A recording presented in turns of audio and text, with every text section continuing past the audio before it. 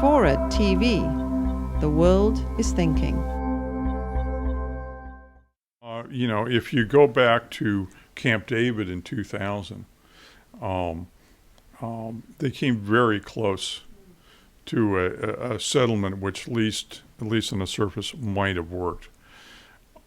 A lot of folks blame Arafat for pulling out, that in the end he couldn't make peace. And I think there's probably a good deal in that.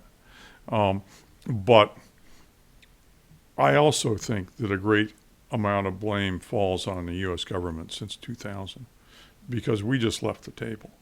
And we left them to their own devices. We weren't going to do anything that Clinton did. Well, we didn't. And we had the Second Intifada. And we have had a continuing occupation. We've had the rise of Hamas, which is exactly what we didn't want, and really what nobody who cares about a two-state solution anytime in our lifetime should want.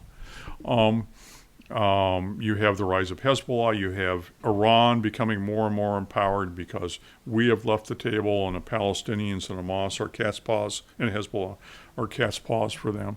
And it gets worse and worse and worse. And one thing that's happened is that Iran is increasingly replacing us as the major influence in the Middle East. Now, Iran is a complex society.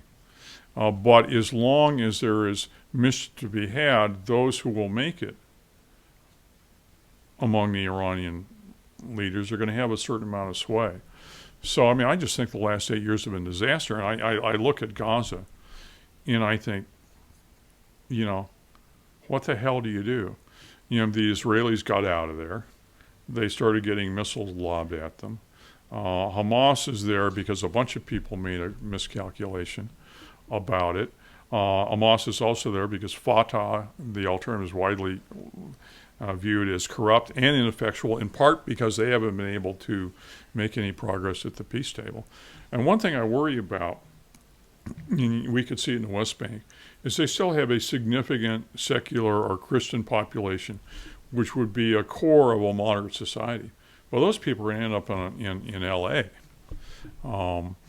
If this keeps up. I do think the new administration will be far more attentive to this and far better at it. Some of the people they brought in are people that I know from the experience of Exile, and they're very sharp. But this thing goes awfully deep. I think one thing that has to happen, the Israelis have to feel that they're not facing an existential threat every day. And the Palestinians have to feel that they've got a life which has sufficient inducements in economic security for them to live it, rather than obsessing about Israel. And nothing that's happened since 2000, nothing that's happened since Exile was published in 2007, or since I wrote it in 2006, makes me feel a whole lot better about that.